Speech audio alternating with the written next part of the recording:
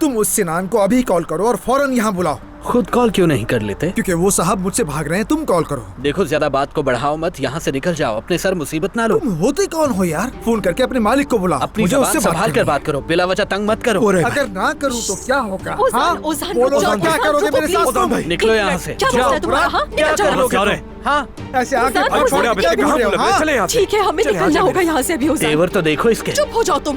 हाँ, चले यहाँ से। चलो यहाँ से।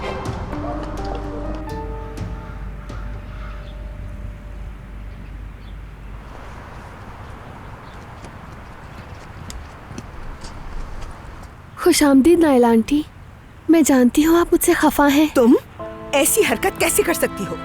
तुम्हारी माँ की उम्र की औरत तुम्हारे पास आई, अपना राज बताया, भरोसा किया तुम पर, और तुमने बात जाकर उमर को बता दी। क्यों किया ऐसा? मगर मैंने तो आप ही मैं के लिए- यहाँ तुम्हें जोरदार थप्पड़ लगाती, लेकिन मेरी तरबियत इजाजत नहीं देती।